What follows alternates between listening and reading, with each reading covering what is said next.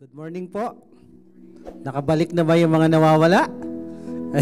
Sabi mo sa katabi mo, congratulations! Nakauwi. Okay. Diyan po pala sa sobre na binanggit ni Joyce, bandang baba, meron din pong nakasulat dyan about, ano ba yun sa baba? Para sa ating lupa at building. So last year, nag-start po tayo na nag-usap-usap kami na it's about time na magpatak-patak, mag-ipon kahit dahan-dahan, kahit konti-konti para someday, somehow, makabili po tayo ng sarili nating lupa at makapagpatayo tayo ng sariling building para sa church. Sino gusto yon?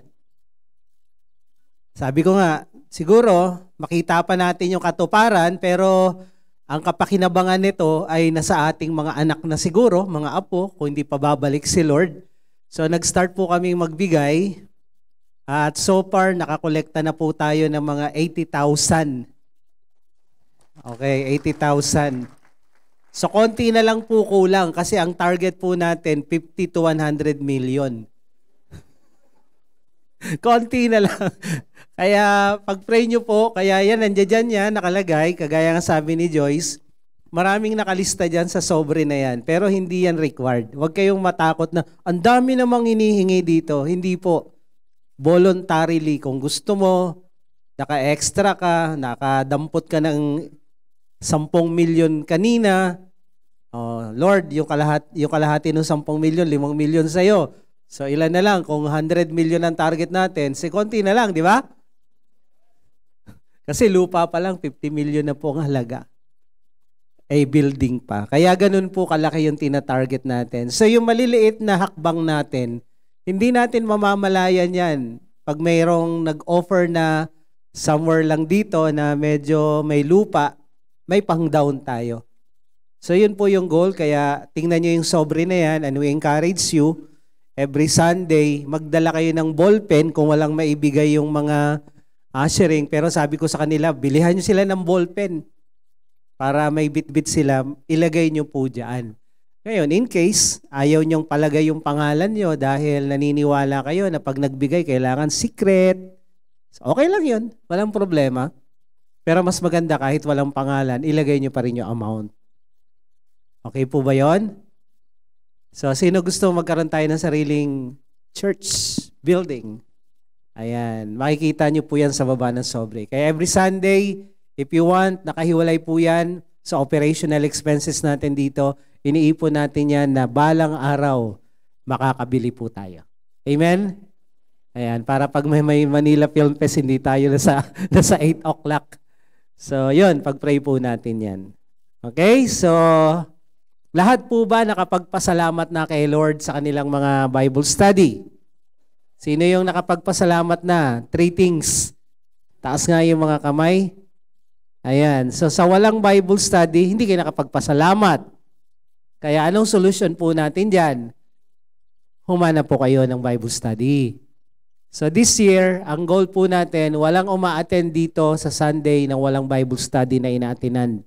Kung wala kang ina-attendan, we will announce mga darating na weeks kung saan location ng mga Bible study natin na nakakalat sa buong Antipolo at sa iba-ibang dako ng Marikina, yan, meron tayo, pati sa Mandaluyong. So kung wala kayong ina-attendan, pwede kayong umattend sa isa sa mga Bible study ito.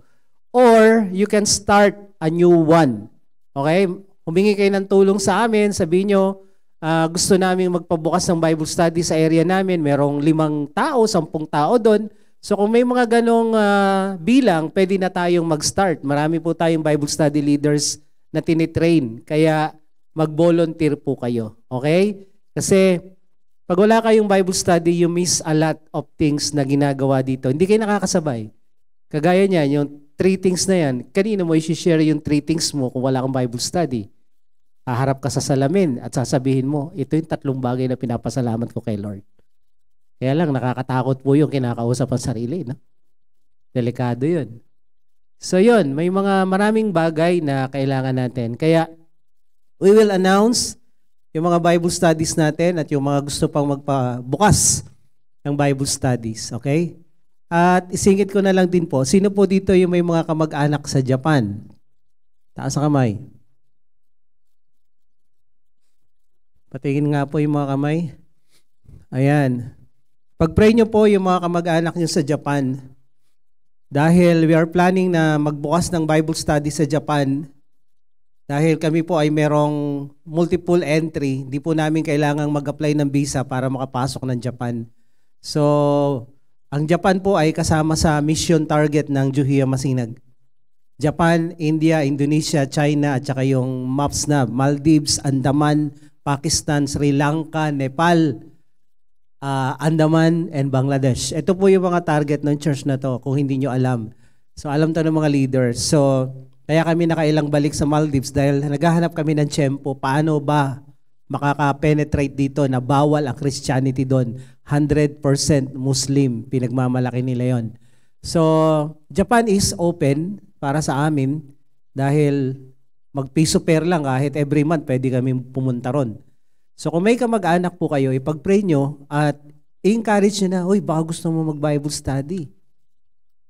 Yan, sharean nyo na, mag-connect na kayo, yung training na in-apply natin, ginawa natin, i-apply nyo na dyan sa kaibigan nyo, kamag-anak nyo. And then pag na-convince, sabihin nyo, pupunta yung pastor namin dyan, baka pwede namin silang madalaw. Okay? Then we can gather them in one place, depende lang kung saan, kung Tokyo, Osaka, o Hokkaido, baka naman magkakalayo yan. Sa bagay, may bullet train naman, pero mas maganda yung magkakalapit na area. Kaya, kausapin nyo na para yung pagpunta namin doon, di naman sayang. So, punta kami sa March doon, kaya gusto namin makapagsimula. Okay? Taas ulit may mga kamag-anak kakilala sa Japan. Ang dami oh. Parang hindi na Bible study to, church na ata to ah. Anyway, so pag-pray po natin yan. Okay? So, again, Happy New Year. Mag-start po tayo ngayon ng panibagong topic. Ang topic po natin ngayon, first Sunday na meron tayong topic dahil Thanksgiving tayo nung nakaraan. Ano po sa palagay nyo ang dapat na topic natin ngayon? New Year's resolution. Ano pa?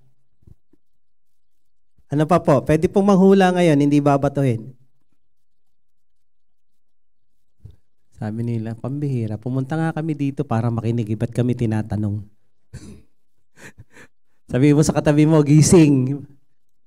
Gising. Yan, tapikin mo, gising. Ang topic po natin ngayon, sabi mo, gising. Magbago ka na. Ayan. Ito po yung ating topic ngayon, change for the better. Kasi merong pagbabago na pasama, may pagbabago na pawalala, okay? So ang pagbabago na pag-uusapan natin, pabuti. Okay? Hindi kabuti ha, pabuti. Paganda, pa-improve. So ito po yung pag-aaralan natin ngayon. So shall we bow our head and close our eyes? Let's pray. Panginoon, salamat sa panibagong buhay, panibagong taon. Lord, nakalagpas kami ng 2023 at ngayon nasa 2024 kami. Nakita po namin last year hanggang January, maraming hindi nakatawid. Maraming inabutan na ng ending ng kanilang buhay, December pa lang. Yung iba, January. So kami na buhay ngayon, nagpapasalamat kami dahil binigyan mo pa kami ng pagkakataon na ayusin, baguhin ang aming buhay, lahat ng aspeto sa relasyon sa kapwa, sa iyo, sa lahat ng area, financial, emotional, mental, Panginoon, maging sa physical. Lord, as you gave us, Lord, a new opportunity, a chance to change, huwag namin sayangin ito, Panginoon. And as we study this topic, Lord, today, or this month, hayaan mo, Panginoon, na bukas ang aming puso at isip na i-absorb talaga ito para matuto at para may apply namin sa taong ito yung aming pagbabago. Tulungan mo kami, Panginoon, sa aming pakikinig. Let your anointing fall upon us. Let your Holy Spirit speak to us. Thank you, Lord. We give you praise in Jesus' name. Amen. Amen. Sige po, palakpakan natin ang Panginoon. Okay. Sabi mo sa katabi mo, magbago ka. Pa-improve. So to change is to improve. Pag sinabi nating change, yung pag-uusapan natin ngayon, ang layunin nito ay para tayo mag-improve sa buhay. Magmula sa mental, sa emotional, sa physical, sa financial, relational, kailangan nating mag-improve. Okay? To change is to level up. Sa mga games, alam natin yung mga bata, naglalaway pa yan pag naglalaro. Nakikita ko sila eh. Kagabi, galing ako Mandaluyong, yung mga youth doon na lalaki sa daanan, talagang wala silang pakialam kung may dumadaanan. Sige pa naman ang daanan doon. Lawit dila sila, naggagano. Sabi ko, okay ito mga to ah. Siguro level up sila, no? Pagdating sa games, pagdating sa maraming bagay, ang mga tao ay nagle-level up. No, kami loko-loko pat mga adik, pati sa droga, nagle-level up talaga eh. Buti na lang, hindi na gano'n, nag-game over. Yung iba, nag-game over talaga eh. Pero sa lahat ng bagay, marami nagle-level up. Diba? Ngayon, kung nagle-level up ang mga tao sa maraming bagay, lalo yung mga youth, sa kalalaro nila, mas lalong dapat mag-level up sa buhay. Sabi mo sa katabi mo, mag-level up ka. Sa kabila, di niya narinig, mag-level up ka. So to change is to level up. To change is to grow. Pag sinabing magbago, lumalago ka. May pangyayaring maganda sa buhay mo, lumalago ka. Lagi nga nating sinasabi sa discipleship manual natin, nung green book, anything that grows, change. Lahat ng lumalago, nagbabago. Pag hindi ka nagbabago, ibig sabihin, hindi ka lumalago. Pag hindi ka lumalago, ibig sabihin, hindi ka magbabago. Hindi ka magbabago, hindi ka lumalago. Tingnan niyo example dito. Tinanim yung halaman na yan, kung ano man yan, mangga ba yan o ano. Tinanim, siyempre, ang itsura ng buto, bilog or oblong. And then tumubo, yung buto, nag-iba ng itsura. As it grows, yung dahon niya ko, konti, ngayon dumadami na. Tapos lumaki, nagbabago, hindi naging puno. Maya-maya, mamumunga na to. Okay? So, minsan, ang mga tao hindi namumunga ng mabuti kasi hindi naman nag-grow eh. Pag wala kang bunga, financially, mentally, emotionally, lalo sa mga kaluluwa ha, yung nagsishare ng gospel, kung wala kang bunga, baka hindi ka nag-grow. Okay? Kasi ang namumunga lang yung malagong puno. Walang namunga na pagtanim mo may bunga agad.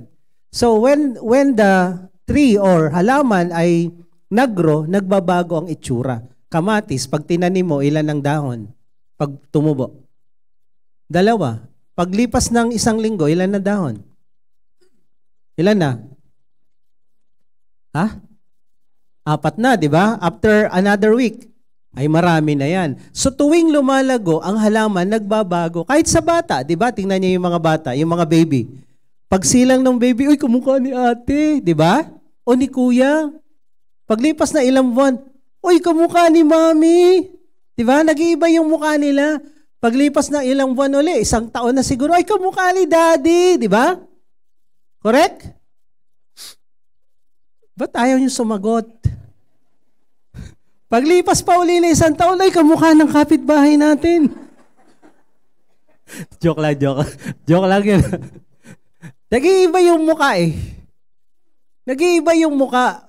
Pag nag-grow, lahat, anything that grows, change, anything that change, grows. So pag walang pagbabago, walang paglago. Okay? Sabi mo sa katabi mo, magbago ka. Lumago ka. At pag tayo lumalago spiritually, nagiging kamukha tayo ni Lord. Okay? Spiritually speaking, ang goal ng discipleship, nakalagay din doon sa Green Book, is to become like Jesus. Sa ugali, sa misyon, sa vision, sa pamumuhay, maging kamukha tayo ni Jesus. Hindi sa balbas. Baka mamaya kamukha ka ni Jesus sa balbas lang tsaka sa buhok. Kamukha tayo sa ugali, sa karakter, at sa mission niya. So when we grow, nagiging kamukha tayo ni Lord spiritually.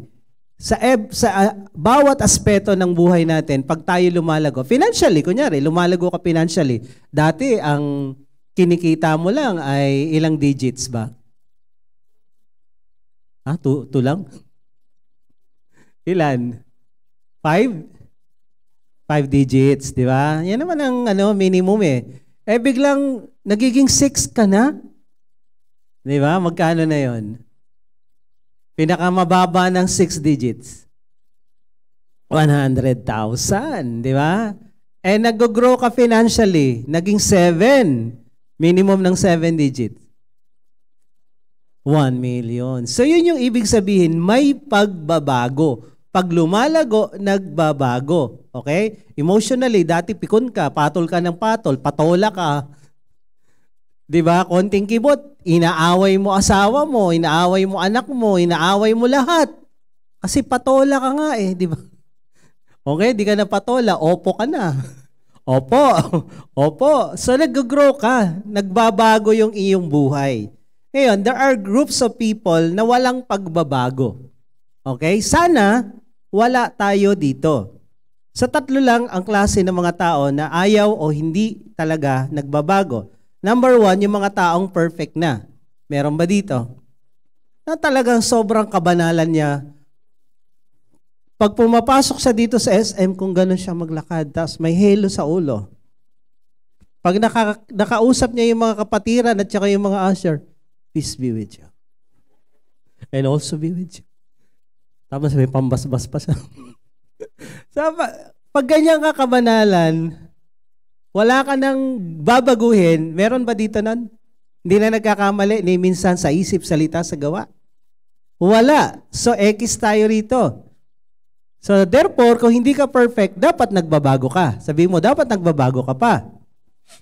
There is always a room for change. And then number 2, yung mga taong ayaw magbago o hindi nagbabago, yung mga stubborn, matigas ang ulo. Okay? Kahit ano pang satsat, ano pang sermon ng mga magulang, wala talaga. Stubborn people, hindi nagbabago yan. Pangatlo, na klase ng mga tao na hindi nagbabago, yung mga ignoramus, yung mga ignorante, hindi niya alam na mali pala yung kanyang sistema ng pamumuhay. Hindi niya alam na yung kanyang ugali, yung kanyang sistema, yung kanyang ginagawa ay hindi pala tama. Ignoramus siya. Ngayon, bakit siya ignoramus? Malalaman natin maya-maya ng konti. So, sino dito yung kabilang sa isa sa 3 ito? Meron po ba? Ano kayo dyan? Ha? Stubborn. Matigas ang ulo, pakikatok na. Anong tunog? Tunog ba to? Lagatok. Okay. Sa level 1, sa unang grupo ng mga tao, wala talaga ritong makakasali. Hindi ka pwedeng magsabi na perpekto na ako, hindi ako nagkakamali sa isip, salita, sa gawa. Iisa lang ang nakakabilang sa grupong yan. Walang iba kundi si Lord. Okay? Only God doesn't change because He is perfect. Sabi ng Malakay 3:6, I am the Lord, I do not change. Ako ang Diyos, hindi ako nagbabago. Kung ikaw perpekto na, ano pa babaguhin mo? Perfect in love. Perfect in mercy. Perfect in power. So, lahat ng aspeto na merong maganda ang Diyos ay perpekto siya. So, ano babaguhin niya? Pag binago niya yung pagiging loving niya, God is love, God so love, pag binago niya yung love, either magdadagdag siya ng love o magbabawas para siya magbago. Ngayon, kung magdadagdag siya ng love, ibig sabihin yung love na binigay niya sa atin hindi complete. Kulang. Correct? For God so loved, so loved. Ngayon, kung yung God so loved the world ay kulang, so at magdadagdag siya para siya magbago, so ang gagawin, God so loved, very, very loved the world. Hindi nga ganun eh. Nung sinabi niyang God so loved the world, tinodo ni Lord lahat. Kompleto, wala nang idadagdag, wala nang ibabawas. Hindi niya pwedeng bawasan yung pagmamahal niya sa iyo. Hindi niya rin pwedeng dagdagan kasi binigay niya na lahat. Amen? Ngayon, kompleto. Kaya sabi ng Hebrews 13:8, the same God na nagsalita sa lumang tipan, bumaba sa lupa, nagkatawang tao. Kaya ang sabi dito ng Hebrews 13 verse 8, Jesus Christ, the same God in the Old Testament, nagkatawang tao, is the same. Yesterday, today, and forever. Si Jesus, siya yung nasa Old Testament. Siya yung nakaraan. Hindi pa siya nagkakatawang tao, pero ando na siya. Siya ngayon yung bumaba ng New Testament sa Matthew, Mark, Luke, and John. And then, umakyat na siya sa langit, siya pa rin yung kumikilos sa buhay ng bawat isa sa atin. Kaya nagtataka yung iba, bakit pag nagba-Bible study at sumusunod sa salita ng Diyos, yung buhay ng tao nagbabago? Because of Jesus. Because of Him. Lahat ng tunay na nakatagpo si Jesus, may pagbabagong maganda na nangyayari. Kaya, hindi nagbago ang Diyos kahapon, ngayon, at kahit kailan, hindi siya magbabago dahil walang dapat baguhin. Sabi mo sa katabi mo, walang dapat baguhin kay Lord. Pero sa'yo meron. Sabi mo ulit, sa'yo meron. Hindi ka naman Diyos eh. Okay? Hindi ka Diyos, kaya kailangan may baguhin, may bagbago sa'yo. So yun yung una. Iisa lang ang perpekto, si Lord lang. Pangalawa na ayaw magbago na klase ng mga tao, ano yun? Stubborn. Matigas ang bungo. Ayan. Ito yung mga tao na matitigas ang ulo, matitigas ang bungo, ayaw magbago. Sabi ng Proverbs 29 verse 1, ESV version, He who is often reproved, yet stiffen his neck, will suddenly be broken beyond healing. Ang tao na paulit-ulit nasasabihan, paulit-ulit na nakakarinig ng preaching, alam niya namang siya yung tinatamaan. Tignan mo yung katabi mo. Sabi mo, ako yun, ako. Wag siya. Lagi ka namang tinatamaan sa preaching. Tapos, may mga usapan na ikaw rin ang nasasapol. May mga pangyayari, may mga nababasa ka sa Biblia na kinakausap ka ni Lord. Pero ayaw mong ayusin, yun dapat mong ayusin. Ang sabi dito, pag paulit-ulit na ganyan, merong nagsasabi by the written word, the Bible, by the spoken word sa preaching o sa usapan, will suddenly be broken beyond sa iba remedy, without healing. Ang taong matigas ang ulo na lagi na lang sinasabihan pero ayaw sumunod, bigla na lang mababali ang leeg. Kaya one day, makikita mo na lang yung mga umattend dito. Nangyari sa'yo, brother. Ala! Sister, nangyari sa'yo, ala! Malalaman mo na lang kung anong nangyari sa kanila dahil bali na ang mga leeg nila. Yung iba may mga tungkod dito, tinidor pa nakalagay, yung iba toothpick. So, wag tayong dumating sa punto na a-attend kayo rito mga bali ang leeg nyo. Sabi mo sa katabi mo, wag. Sa Message Bible, itong sabi, for people who hate discipline and only get more stubborn, ang taong ayaw madisiplina, ayaw masabihan, kasi ang disiplina ganito eh. Discipline comes from other people, other person. Kung ikaw ay immature, pag ikaw bata, physically, no? Even spiritually or mentally, emotionally, pag ikaw emotionally childish, mentally childish, physically, kailangan mo ng discipline from the outside. Okay? Kailangan mo, mag-toothbrush ka na, maligo ka na, gumising ka na. Sinasabi ni Joyce kanina, gising na, papasok sa school. Kailangan yan.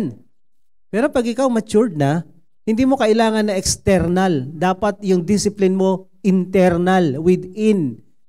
Kaya dito, kailangan mo ng sariling disiplina na pag nagmamature ka. Ang isang tao na ang disiplina galing pa rin sa labas, immature yan.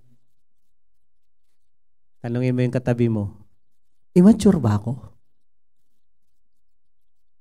Kunyari, sa tulog, hindi mo alam kung ilang oras dapat matulog ang isang tao. Ilang oras po? 14? Sawa po yun.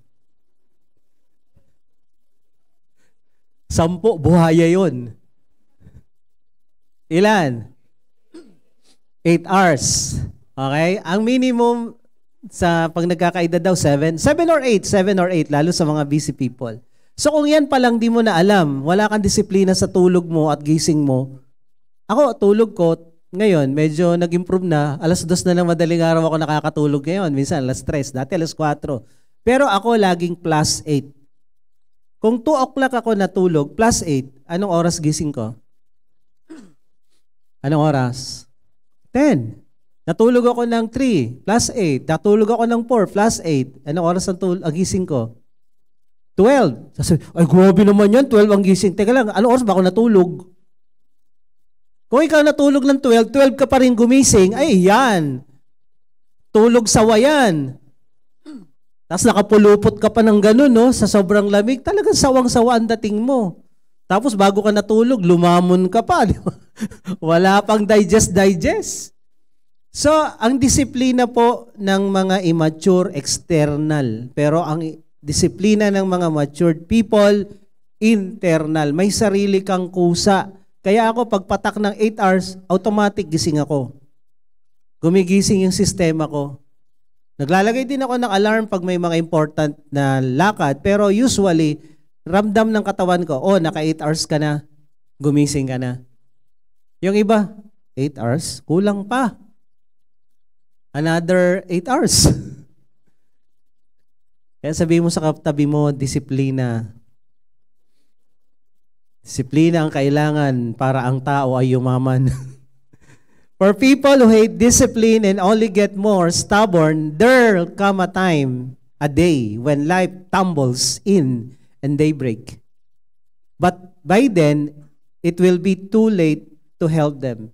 Ang taong matigas ang ulo at ayaw madisiplina at ayaw masabihan, ayaw naman ding disiplinahin ang sarili, darating ang panahon, bigla na lang yang masisira at babagsak at it's too late para pa tulungan at magbago.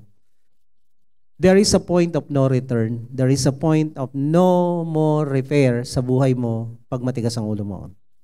Kaya ka umate ng seminar, kaya ka umate ng Sunday service, para maituwid at para maayos yung dapat ayusin. Pero kung yung tenga mo, tengang kawali, malapad nga, wala namang butas, hindi pumapasok yung message, seminar, mga preaching, mga kung ano-ano binabasa mo, wala pa rin nangyayari. Then one day, masisira ka na lang at mahirap na, imposible ka nang ayusin pa. Sabihin mo sa katabi mo, huwag kang umabot doon. Huwag mong antayin. Darating yung panahon na kahit anong turo sa'yo, kahit anong magandang mensaheng naririnig mo, hindi ka na tinatablan. Manhid na yung puso mo. Stubborn ka na. Darating yan. Kaya bago pa yan dumating, sabihin mo sa katabi mo, gawin mo na. Lakasan mo, hindi niya naririnig, gawin mo na. Alam mo naman kung ano yung dapat gawin. Sa kabila, gawin mo na. Huwag nang papatay-patay pa. Procrastination, hindi yan galing kay Lord. Okay? Maya-maya. Ang mamaya, hindi nauubos. Pero yung chance mo para magbago, mauubos yan. Don't wait for it. Do it now. Magulat ka na lang, uy, anong nangyari? Bakit ako nagkaganito? Tigas ulo mo eh. Proverbs 12:1. Whoever loves discipline loves knowledge, but he who hates reproof is stupid. Yung tao na nagpapadisiplina, nagpapakorek, nagpapaturo, ay tumatalino. Pero yung tao hindi nakikinig sa payo, sa correction ng iba, nagiging stupido. Sabi ng Bible. Hello? Kaya sabi mo sa katabi mo, correction, please. Correct me, please. Magpaturo, okay? Hindi yung turo ng turo. Ang sarap magturo pero ang hirap magpaturo. Kaya magturo, pero magpaturo. Dahil kung hindi ka magpapaturo, anong tawag sa'yo? Stupid. Sabi ng Bible, ha? Sa isang version, the Easy Way Bible, kung alam nyo lang, may mga ganitong translation. Do you want to know the right way to live? Gusto mo bang mabuhay ng tama? Then, you must accept it when people warn you that you have done something wrong. Dapat tanggapin mo na pag may nag-correct sa'yo, may nagsabi sa'yo, maniwala ka. Hello? Only stupid people hate it when people warn them. Yung mga taong ayaw makorek, ayaw masita, ayaw masabihan, ang tawag sa kanila ay stupid. Huwag kang titingin sa katabi mo, baka magalit yan. Anong tawag sa mga ayaw magpakorek, ayaw magpasita, ayaw magpaturo, at ayaw magbago? Stupid. Ano bang church na yan? Laging stupid sinasabi. Yung sabi ng Bible eh. Di ba? Yun ang sabi ng Bible. Kaya ngayon, sabihin mo, para hindi tayo stupid, magpakorek ka. Magpaturo ka. Okay? Meron tayong mga tinatawag na blind spot. Yung blind spot, kunyari, malaking truck sa India, ang tawag dyan, rolly ba yun? Lorry. Malalaking truck. May mga blind spot yan dito, sa gilid, sa harap. Kaya yung mga nakamotor, pupwesto dun sa harap ng truck. Yung driver, di naman siya kita. Kaya mag-isip ng tama din itong mga nagmumotor ha. Ako, yung MUX ko, ang laki ng blind spot. Yung tabi ng, yung side mirror ko, ganito kalaki yan. Lagi akong palabas ng Lopezville, may tatayo doon na tao, hindi ko kita. Kaya tuwing kakaliwa ako, dahan-dahan talaga. Kasi kahit matangkad yung tao, hindi mo kita. Ay, paano kung maliit? Paano kung bata? Makakadisgrasya ka talaga. So, sa sasakyan, may tinatawag na blind spot. Sa buhay natin, may mga blind spot. O yung iba, nagba-blind spot lang. Okay? Yung mga ugali natin, yung mga bagay-bagay na dapat ayusin, baguhin, mali sa buhay mo, at hindi mo na makita dahil stubborn ka nga, makinig ka sa iba. Lalo na sa mga magulang mo. Wala nang sisita sa'yo kung may asawa ka, asawa mo. Wala nang sisita sa'yo ng may pagmamahal kundi ang asawa mo. Wala nang sisita sa'yo ng may pagmamahal kundi ang magulang mo. Kung pati asawa mo, magulang mo, ayaw mong paniwalaan, stupid. Sino pa paniniwalaan mo? Hello? Hindi totoo yan, nainggit lang. Teka lang, magulang mo yan, paano mainggit sa'yo? Pinagbuntis ka ng nanay mo, 9 na buwan, inalagaan ka hanggang lumaki, sasabihin mo, hindi niyo ko naintindihan. Teka lang, ano ka? Stupid. Hello, mga anak? Mga youth? Huwag kayong? Bis na amen, stupid. Diba? Totoo lang. Pag kayo sinabihan ng magulang nyo, mahal kayo niyan. Concern sa inyo yan. Wag yung, hindi yung totoo ha. Ang ngayon, sino magsasabi ng totoo sa'yo? Ni girlfriend mo, hindi ka masasabihan yan eh. Ni boyfriend mo. Bible study leader mo. Magsasabi din sila sa'yo, pero hindi yung kumpletong totoo kasi masasaktan ka lang eh. Pero pag magulang mo nagsabi, maniwala ka. Pag asawa mo nagsabi, maniwala ka. Sabihin mo, maniwala ka. Huwag kang Bira. Yun talaga eh. May blind spot tayo na hindi natin nakikita yung sarili natin. Ngayon, we should have our accountability group. Dapat yung Bible study na naging care group, willing ka na i-correct ka ng leader mo. Okay? Hindi yung nagtatampo ka, pambihira, leader lang kita, hindi nga ako ginanyan ng nanay ko, tatay ko, kaya ka nga ganyan eh. Stupid. Kaya ka nga ganyan eh. Ayaw mo magpasita. Ngayon, sinisita ka ng leader mo para hindi ka na stupid. Diba? Eh, ayaw mo. Supposed to be, ang Bible study group, lalo na kung care group na yan, pwede kang sitahin ng leader mo. At kayo sa grupo, pwede rin kayong magsabihan ng totoo. Kasi you need to surround yourself with people who love you and care for you and courageous enough para ka sabihan ng totoo. Kasi mahirap yung namumuhay kayo sa kasinungalingan at pagpapanggap. Okay ka lang? Okay. Ikaw, okay ka lang? Okay. Kinabukasan, anong nangyari? Nagpakamatay siya. Okay daw siya kagabi. Ha? Okay na siya magpakamatay. Kala ko ba okay? Magpa-plastic nyo. Ang totoong tao, umaamin, I'm not okay. I need you, I'm not okay. I'm not okay. Sige, usap tayo. Dito tayo. Relax muna tayo konti. Patanggal ng stress. I'm not okay. Hindi, okay ka lang na okay, tapos hindi ka naman pala okay. Ngayon, umamin ka. Ngayon, pag merong mga tao na nakakakita sa'yo, chinecheck ka, kinokorek ka, dapat ang care group, ang Bible study, gano'n na itsura. Kaya ngayong taon na to, ginagawa namin to, tuloy po ang evaluation ng ministry. Pero kasama po yung personal evaluation. Siguro by February start tayo. Kunyari, si Bible study leader, i-evaluate ni members kung ano siya, positive and negative. And then, si leader at yung the rest of the Bible study group mag-evaluate sa isa't isa. At ginagawa namin ito, walang pangalan. Ang ilalagay lang yung pangalan na ini-evaluate, anonymous o synonymous, di anonymous. So, evaluate siya. Ngayon, pag ikaw pusong mamon at balat si Boss, hindi ako ganito, stupid.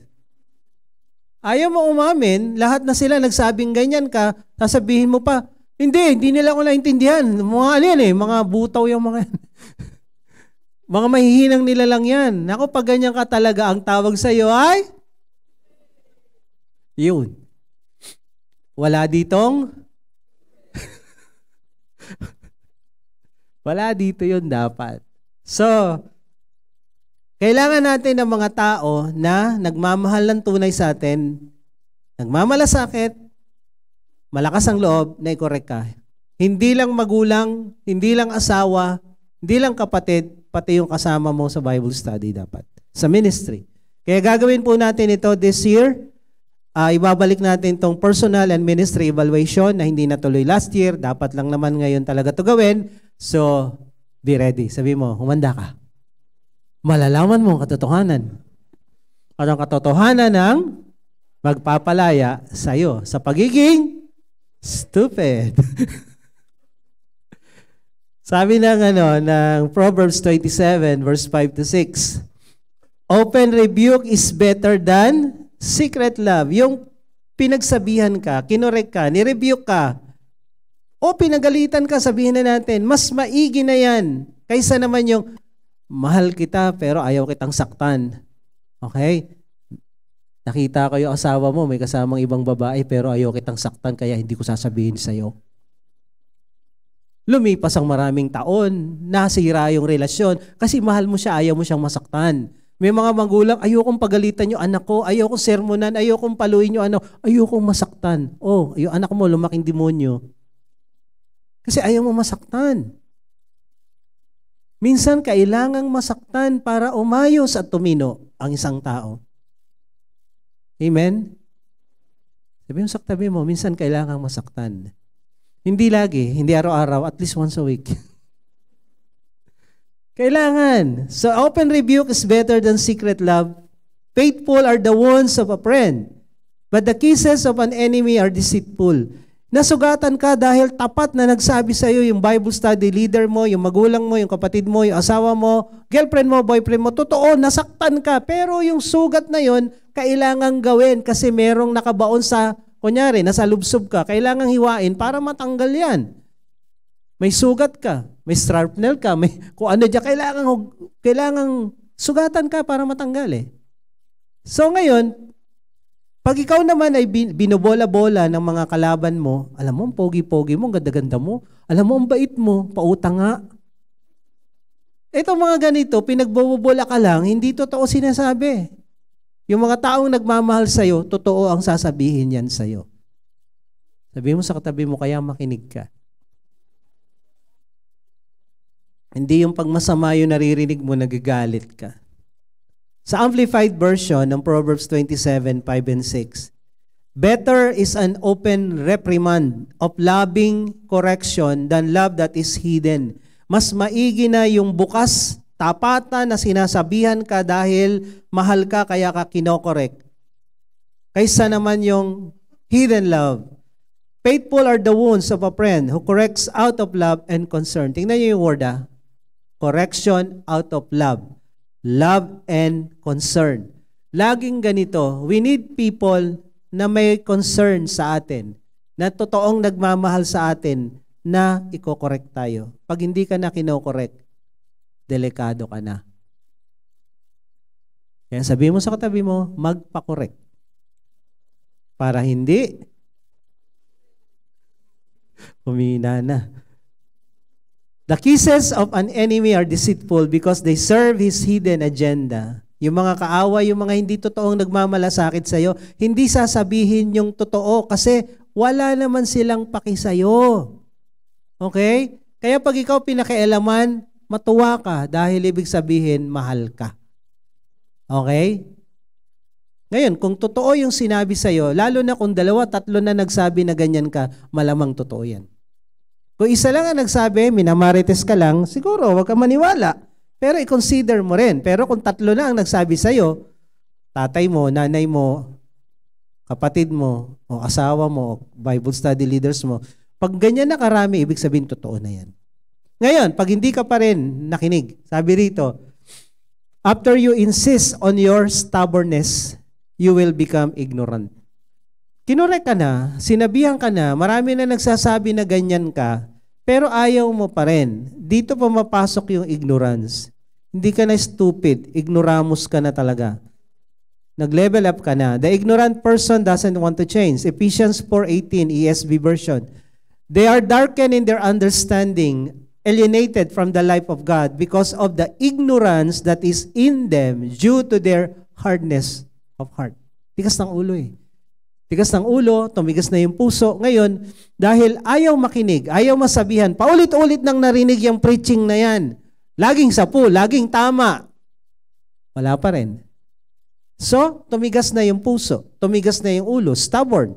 Ngayon, nagiging ignoramus. Yung tama, nagiging mali.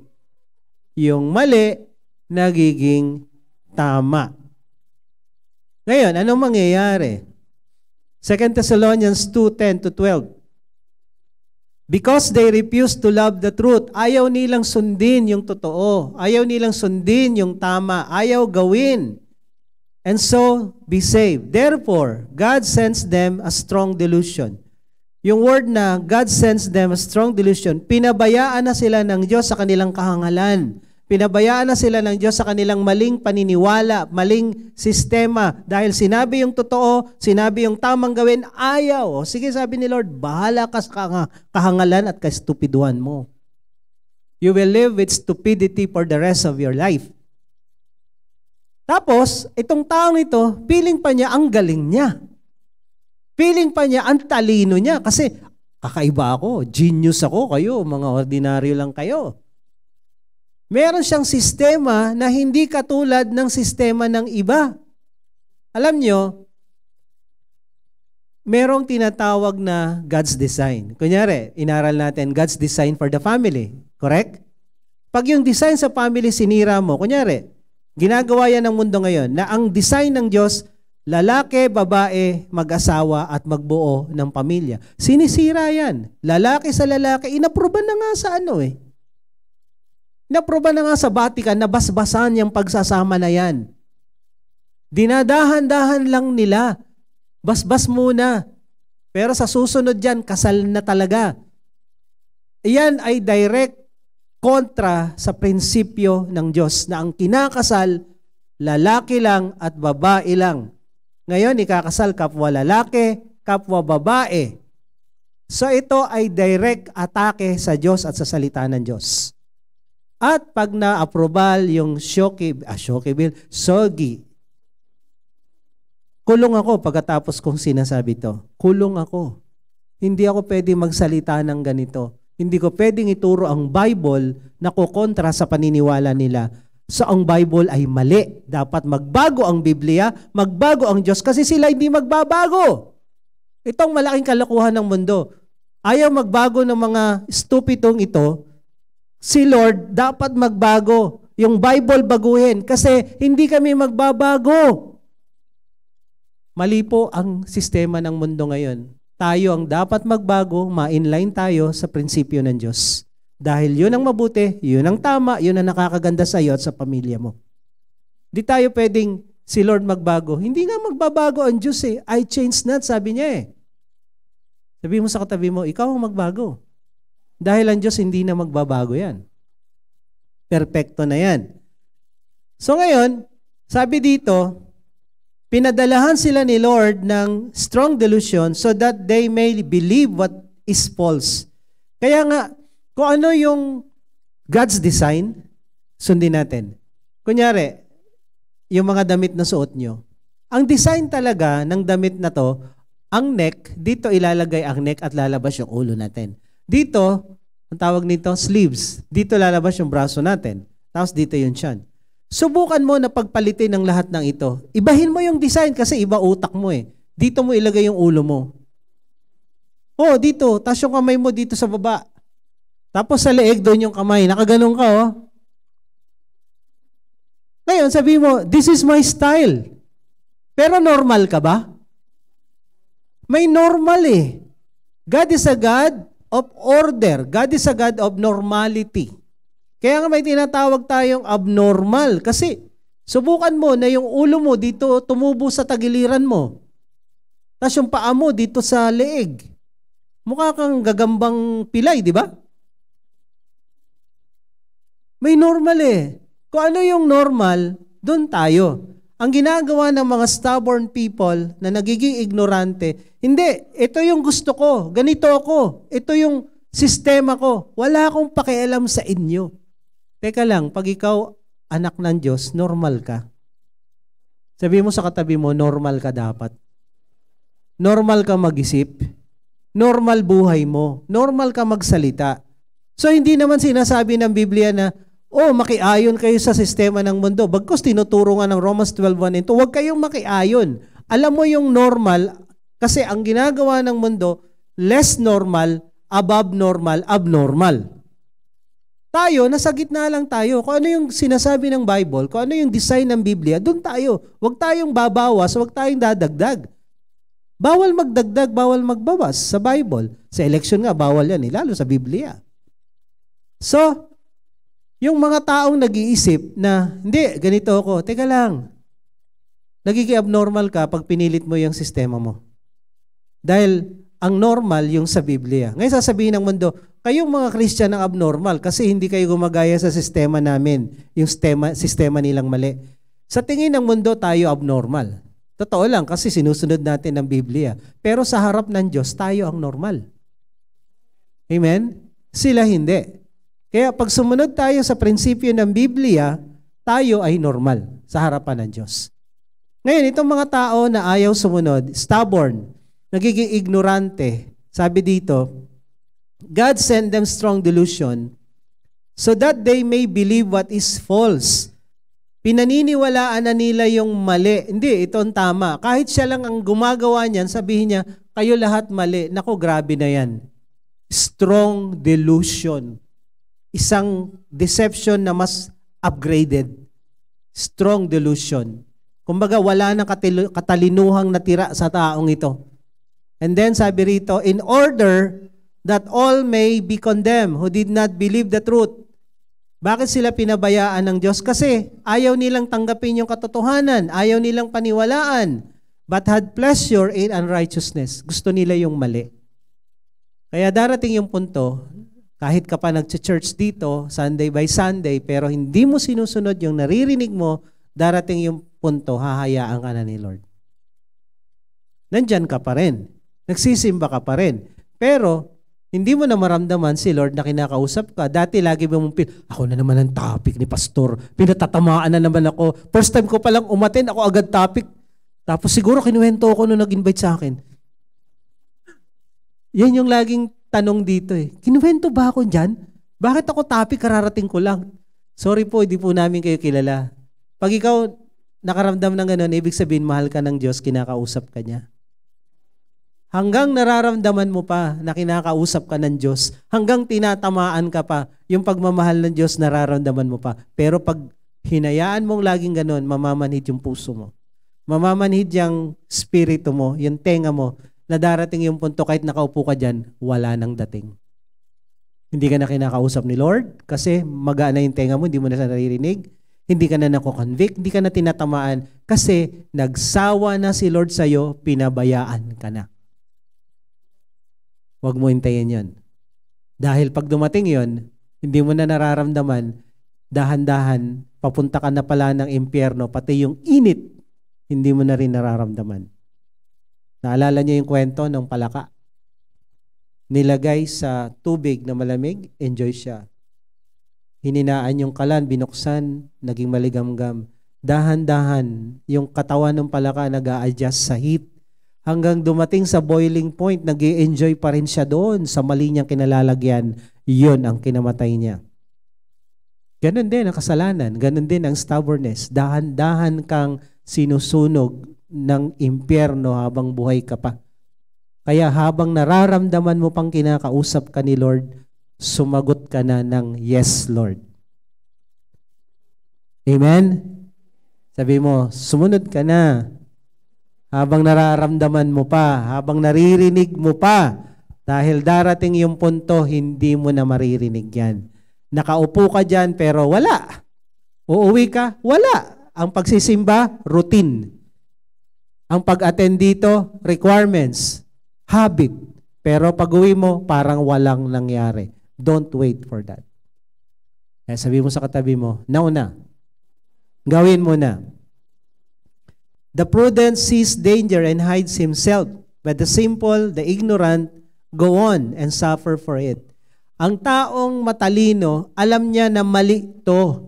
Na pag pinagpatuloy ko pa to, pinilit ko pa yung gusto ko, yung sistema ko, yung paraan ko, pag pinagpatuloy ko, alam ko, sa dulo nito may problemang mangyayari.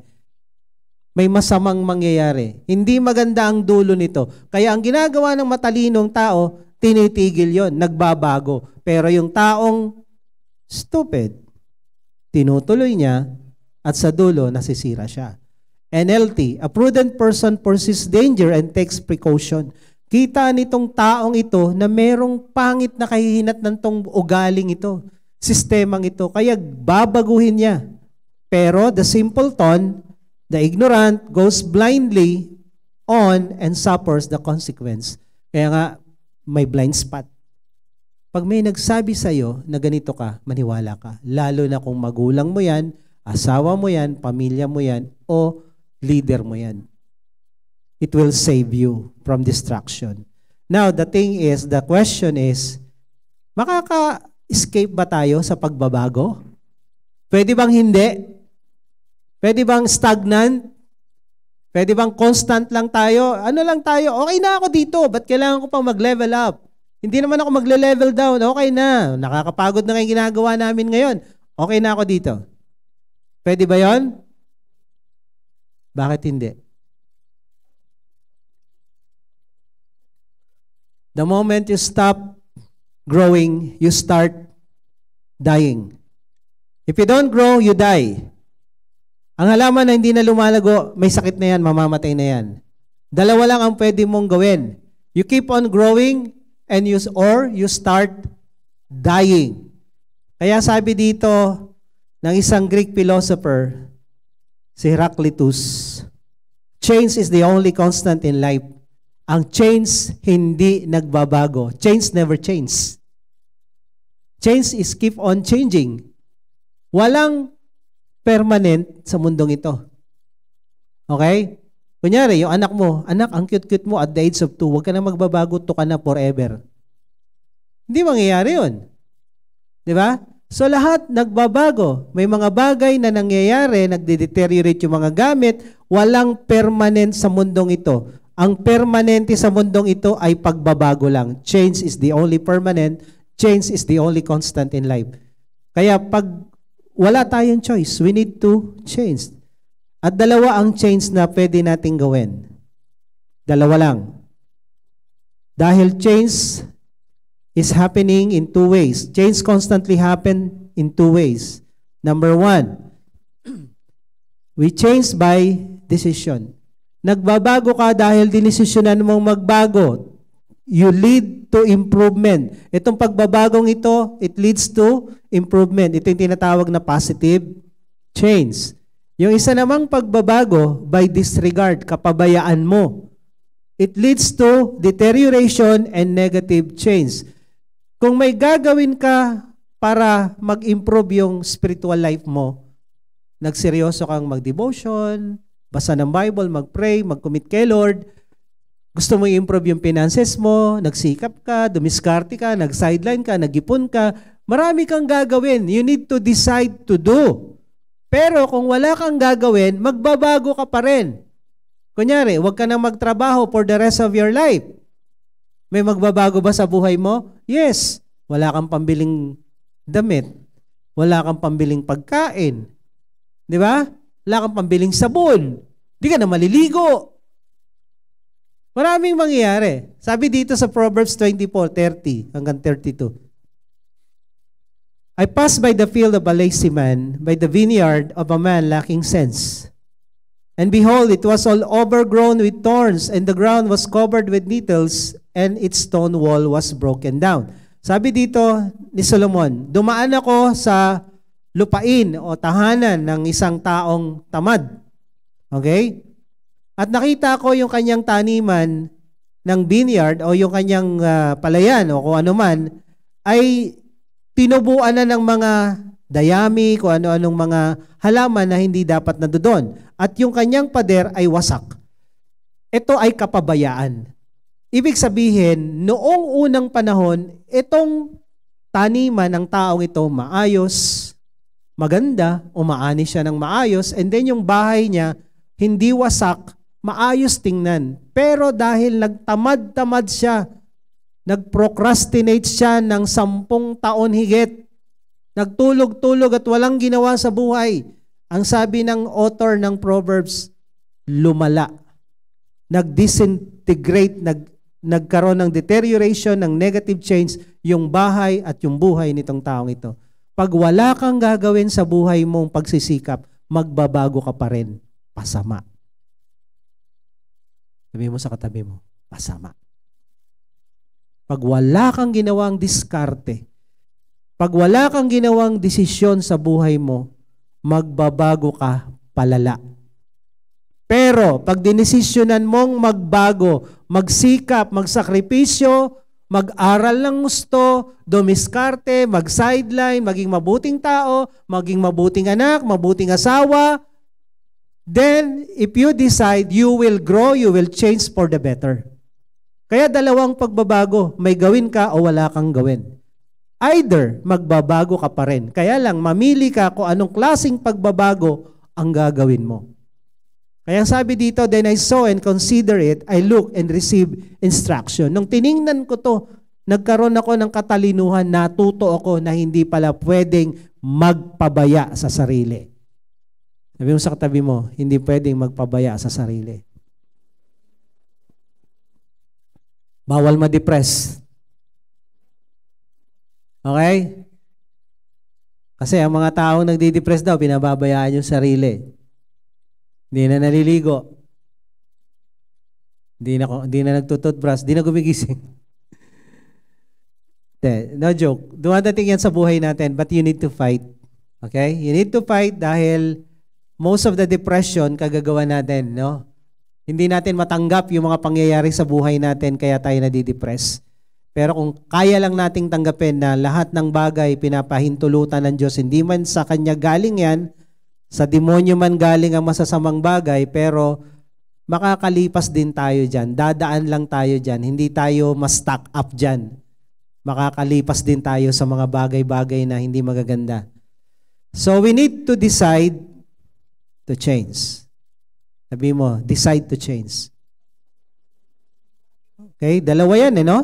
Decide o disregard. Kaya we need to decide. Now, since New Year ngayon, New Year is a chance to change. Ito, wag nating sayangin itong January ay ganun pa rin tayo noong 2023. Nagpasalamat tayo sa 2023. Ngayon naman, kailangan nating evaluate ang 2023. Itong God na to ng Roman na si Janus, hindi po natin pinopromote na worship yung God na yan dahil hindi yan totoong God.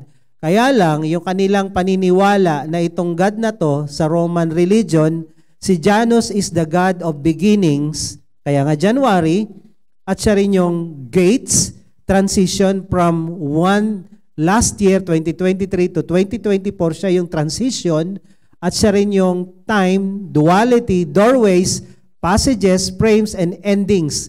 So, nag-end yung 2023, pero nagsisimula ang 2024, si Janus ang entrada, ang transition. So, he is usually depicted as having two faces. So ano ibig sabihin nito? Tumingin ka sa 2023, evaluate mo kung ano yung nangyari nung nakaraan. At tingnan mo yung 2024, ano yung pagbabago ang gagawin mo para hindi maulit yung pangit ng 2023. So ito yung meaning nito. We need to evaluate the past, change the present, and improve the future. Pag na-evaluate natin yung 2023, mai-improve natin yung 2024. Okay? Bago tayo mag-goal setting sa 2024, ito yung gusto kong gawin, ito yung gusto kong gawin, hindi mo yan magagawa pag hindi mo muna tiningnan ano yung kapalpakan mo nung nakaraang taon. Kasi pag hindi mo muna in-assess yung mali na goal setting ka ngayon, sigurado hindi mo yan maaabot. Uulitin mo lang yung nangyari in the past. 2023 and 2024 will be the same. So, new beginning is not possible if we learn nothing from the past. Kung wala tayong natutunan sa nakalipas na taon, uulitin lang natin yung nangyari sa 2023 ngayong 2024. At kung hindi ka tagumpay sa 2023, hindi ka rin tagumpay sa 2024. Kung malungkot ang buhay mo ng 2023, mas malungkot ngayon. Kaya kailangan may baguhin. Kaya nga sabi, history repeat itself because the people learn nothing from the history. Lagi natin sinasabi, history repeat itself. Kasi wala kang natutunan eh. Sabi ni Einstein, the definition of insanity is doing the same thing over and over again but expecting different result. Bigo ka na sa finances mo dahil ganito ka mag-budget. Suki ka ni Lazada, suki ka ni Shopee, lagi na lang may delivery sa pintuan ng gate nyo. Tapos gusto mong umasenso ngayong 2024, pero yun pa rin ang gagawin mong habit ngayon. Mas malaki ang gastos mo sa kinikita mo. At pag may nakita ka sa kapitbahay, uy, meron silang ganito, tayo rin. Inggitera ka pa rin hanggang ngayon. So kung yan pa rin ang sistema mo, wala kang babaguhin. Ang sabi naman ni Einstein, kanina stupid, ngayon insane. Grabe no, sakit magsalita nitong mga taong to. Kanina si Lord stupid. Ngayon si Einstein naman, insane. May tiriring, di ba?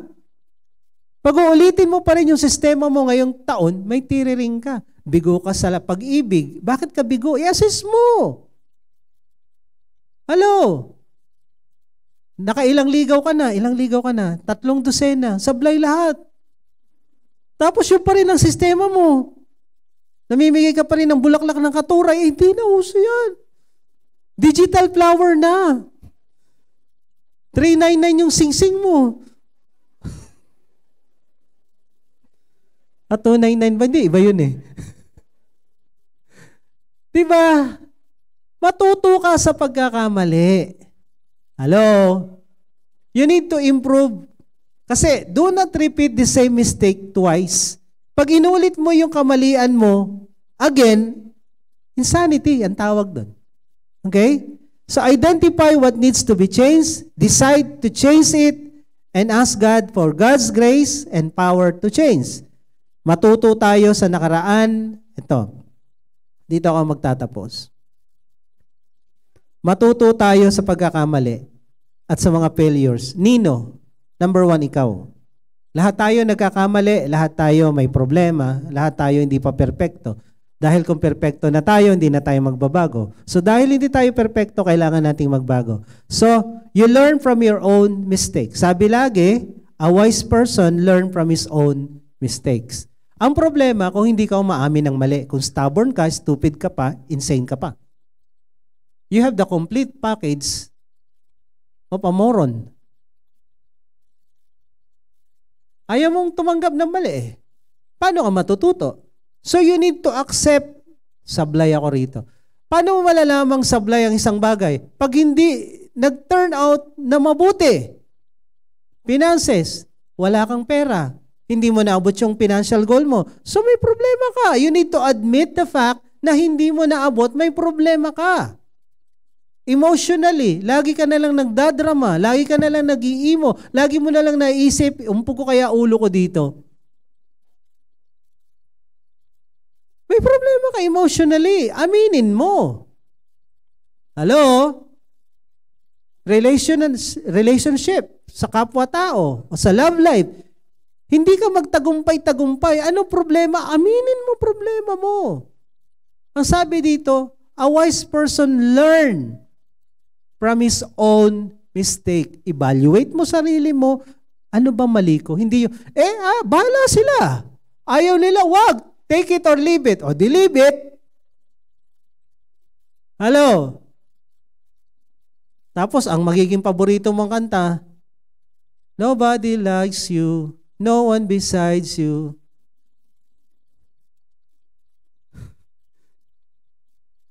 Diba?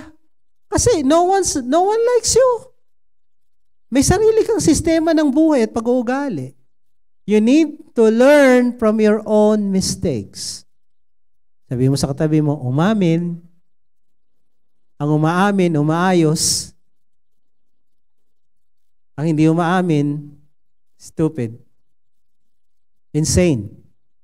So number 1, you learn from your own mistake. Number 2, from the mistakes of others. A wise person learn from his own mistake, but a wiser person learn from the mistakes of others. Matalinong tao natututo sa kanyang sariling pagkakamali, pero yung mas matalinong tao natututo sa pagkakamali ng iba. Nagba-Bible study ako noon, marami akong nakita mga bigo sa pag-ibig. Mga militar, mga may position pa sa gobyerno. Sabi ko, love life lang to. Naka-short hanggang dibdib. Tapos lakad ng ganon. Tapos yung isang kakilala ko, upo nang naupo, yosi lang ng yosi.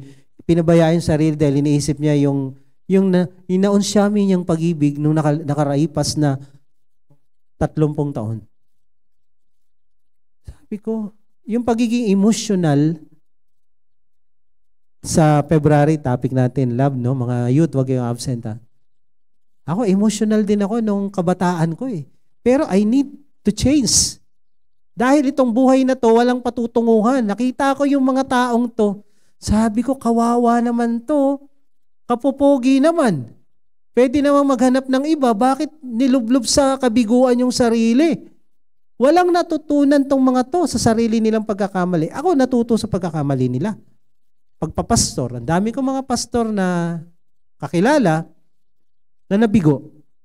Hindi nagtagumpay sa larangan ng pastor dahil mahirap tong trabahong to, eh. Pero natututo ako sa pagkakamali nila, kaya pinipilit ko na wag gawin yung ginawa nilang mali para hindi ako sumunod sa landas na kinalaglagan nila. So I learned from their mistakes. Bakit hihintayin ko pang ako magkamali? Ilang taon na ako ngayon, wala na akong chance para magkamali at ayusin. 'Di ba? 25 na ako, hanggang 30 lang ang pagpapastor. Wala na. Wala ka ng chance para ayusin pa. So, I need to learn from them. Kaya ini-evaluate ko yon, yung mga nangyayari sa buhay ng iba, sa mga negosyante, sa mga pastor. Iniiwasan kong daanan yung dinaanan nila. Ang matalinong tao natututo sa pagkakamali ng iba. Huwag mo nang intayin ikaw pang magkamali. Ngayon, kung sakaling ikaw nagkamali, matuto ka na agad, huwag mo nang ulitin pa yan. Do not repeat twice the same mistake. Sabi mo sa katabi mo, huwag na. Lalo na yung mga youth, no, na in love ng 3 ulit. Tapos ulit pa ulit. Diyos ko naman. Wait sa tamang panahon. Okay? May tamang panahon. Sabi ng Ecclesiastes 3, God make all things beautiful in His time. Pag nasa timing lahat ng bagay, maganda. Maayos.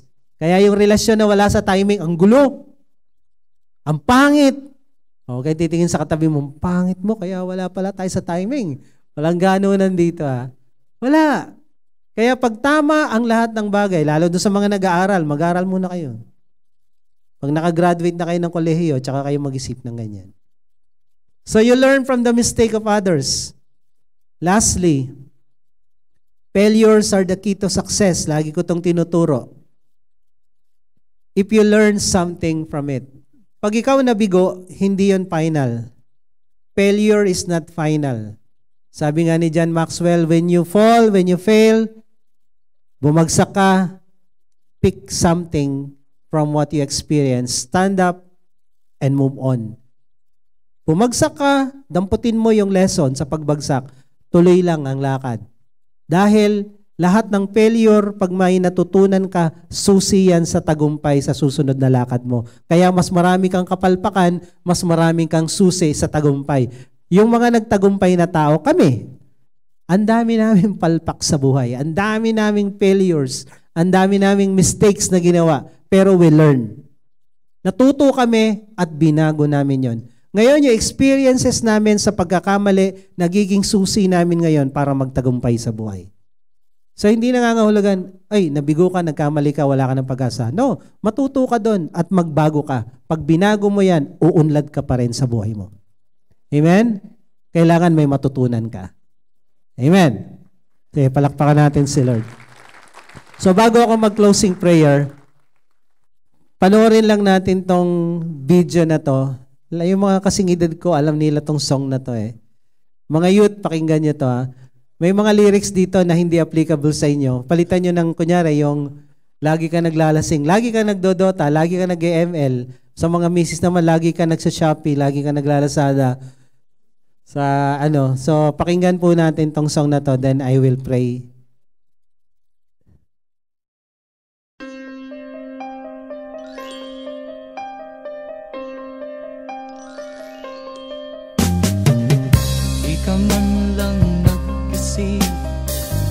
Di ka man lang nagsika, pinabayaan mo ang iyong kinabukasan. Ba't ka ganyan? Di naman sila nagkulang, ibinigay ang iyong kailangan. Bakit bumagsak ka sa kalokohan? Nagpabaya ka, lagi kang naglalasing, magulang mo'y di pinapansin.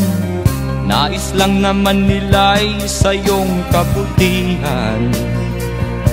Magbago ka, magbago ka, magbago ka, magbago ka.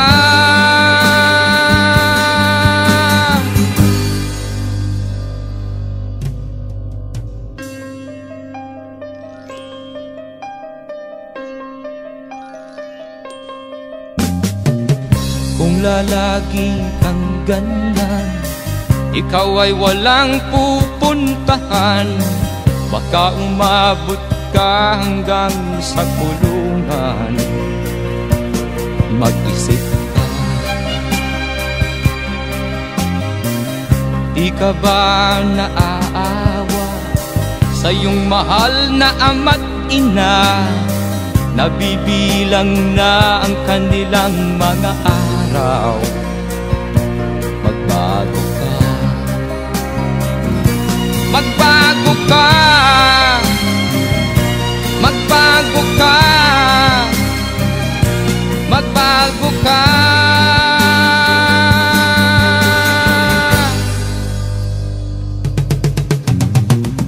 Di ka ba naaawa sa iyong mahal na ama't ina? Bibiguin mo ba ang kanilang mga pangarap? Magbago ka, magbago ka, magbago ka, magbago ka.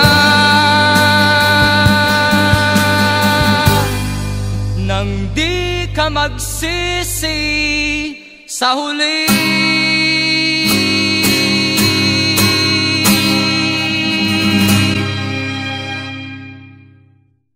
Tayo.